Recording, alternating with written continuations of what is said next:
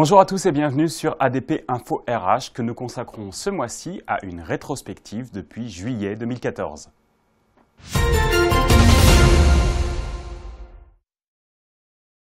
Je vous propose dans cette émission de juillet 2015 de faire un tour d'horizon des thèmes RH qui ont évolué depuis un an environ.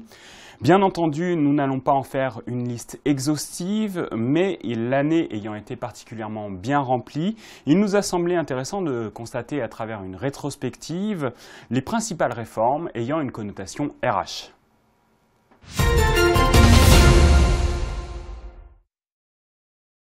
Muriel Bénard, bonjour. Bonjour. Commençons par la loi sur les stages du 10 juillet 2014 qui s'est fixé comme objectif d'apporter une protection aux stagiaires en leur donnant un statut. Quelques mots sur ce point. En effet, la loi sur les stages vise à lutter contre la précarisation des stagiaires et les difficultés d'insertion des jeunes.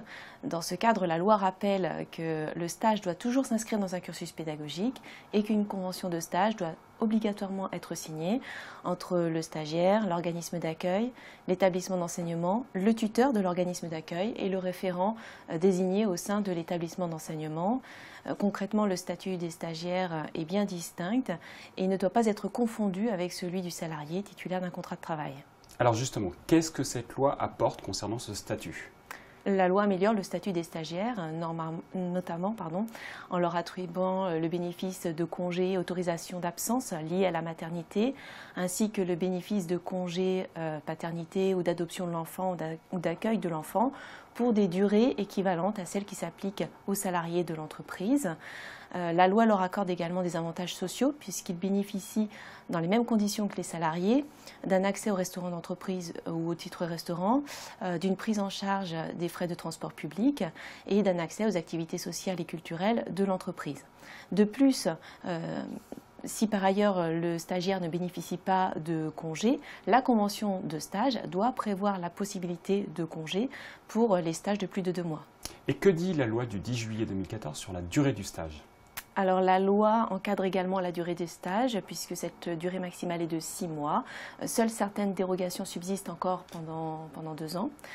Cette durée de stage se décompte en temps de présence effective au sein de l'organisme d'accueil et un délai de carence doit être respecté entre 2 périodes de stage, sauf si le stage précédent a été interrompu avant son terme à l'initiative du stagiaire. Alors j'en profite pour ajouter qu'il ne faut pas oublier d'inscrire le stagiaire dans une rubrique spécifique du registre unique du personnel et d'enregistrer la convention de stage dans la liste prévue à cet effet. Ne pas oublier également de remettre au stagiaire à l'issue du stage une attestation mentionnant la durée totale effective du stage et éventuellement le montant total de la gratification qui doit être versé au stagiaire dès lors qu'il s'agit d'un stage de plus de 2 mois. Juste une dernière précision, nous sommes toujours dans l'attente d'un décret devant définir le nombre maximal de stagiaires pouvant être accueillis simultanément au sein d'une même entreprise. Voilà pour la loi qui encadre le stage. Passons maintenant à une autre loi votée durant l'été 2014. Il s'agit de la loi égalité hommes-femmes qui a mis beaucoup de temps à aboutir. Quelles en sont les principales mesures ? Alors, la loi pour l'égalité réelle entre les femmes et les hommes du 4 août 2014 prévoit de nombreuses dispositions dont certaines, en effet, ont un impact direct sur la gestion des ressources humaines. Il s'agit notamment, par souci de simplification, de rassembler 2 obligations annuelles de négocier en une seule. Désormais, l'employeur devra négocier chaque année sur les objectifs d'égalité professionnelle et salariale entre les femmes et les hommes dans le cadre d'une seule négociation. Par ailleurs, la loi apporte de nouvelles garanties aux salariés puisque d'une part, le salarié bénéficie d'un congé de 4 jours en cas de conclusion d'un PACS comme en cas de mariage. Et d'autre part, le deuxième parent bénéficie d'une période de protection pendant les 4 semaines qui suivent la naissance de son enfant. Ne pas oublier également la mesure phare de cette loi qui réforme le congé parental d'éducation.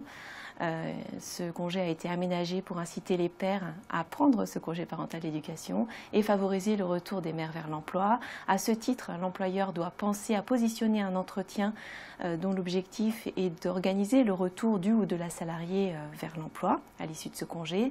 Enfin, la loi prévoit expressément que l'employeur qui a connaissance impose expressément à l'employeur qui a connaissance de faits de harcèlement sexuel dans son entreprise de mettre un terme à ces faits et de les sanctionner. Très bien.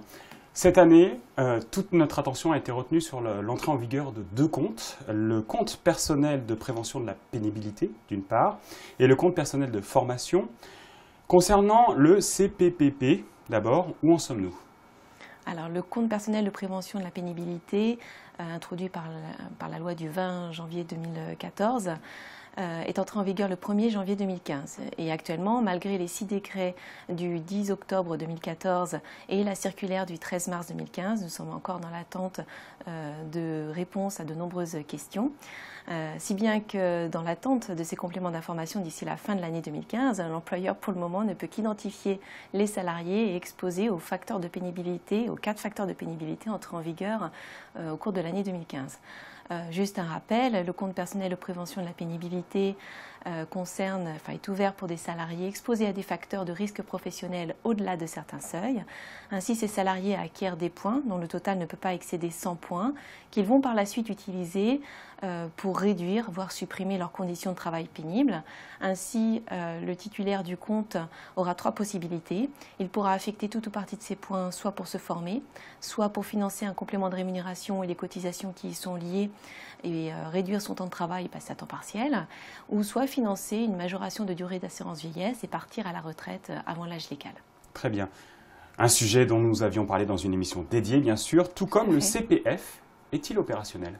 Alors pour être complètement opérationnel, il faudrait que l'ensemble des listes de formation éligibles au compte personnel de formation soient constituées. Or, si le cahier des charges relatif à la mise en place du socle de connaissances et de compétences professionnelles a été publié par le COPANEF en mai 2015, il reste aux partenaires sociaux à s'approprier ce socle de connaissances et à le décliner.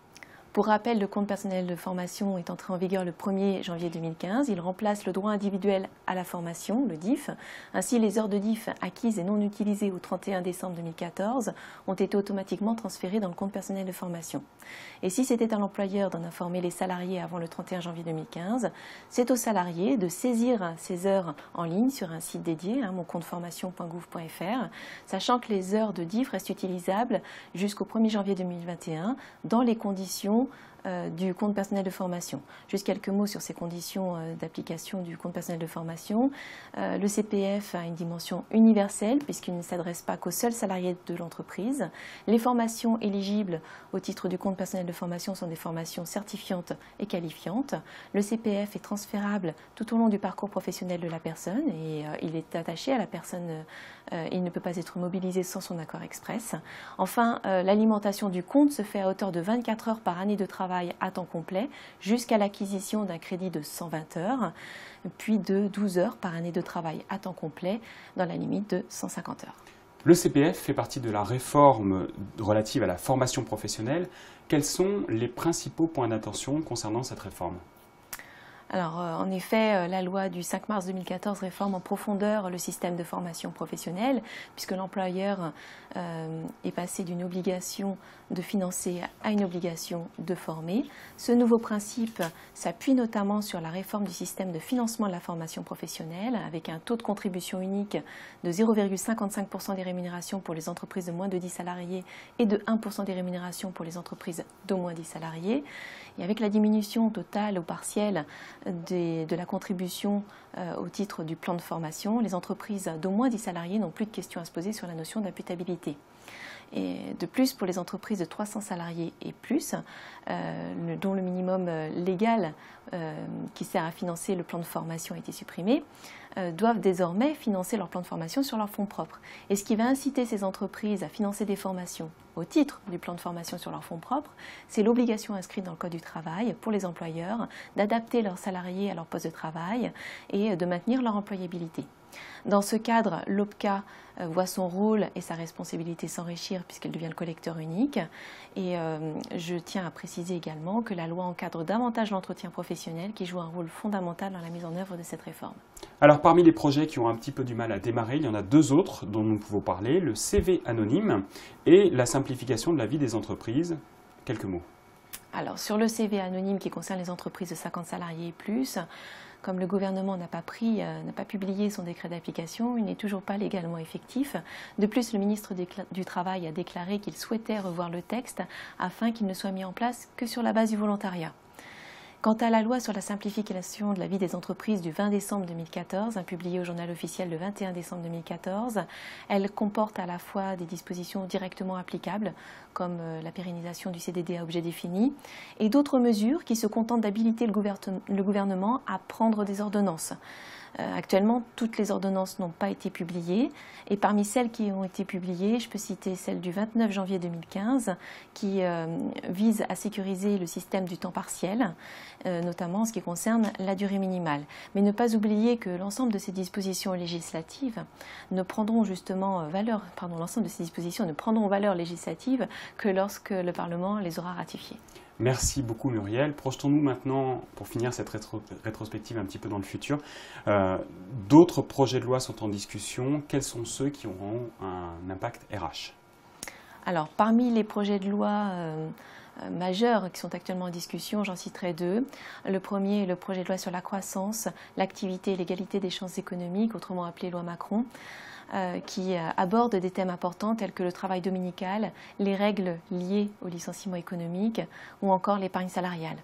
Le second projet de loi est le projet de loi sur le dialogue social et l'emploi, dont l'objectif principal est de moderniser et de renforcer le dialogue social au sein des entreprises. Des projets de loi qui font parfois beaucoup parler d'eux, en tout cas dont nous parlerons sur ADP avec vous Muriel. Oui. Merci beaucoup pour cette synthèse et toutes ces informations très utiles. Je vous en prie. À bientôt. À bientôt. Merci de votre attention. On se retrouve très prochainement sur ADP TV. Au revoir.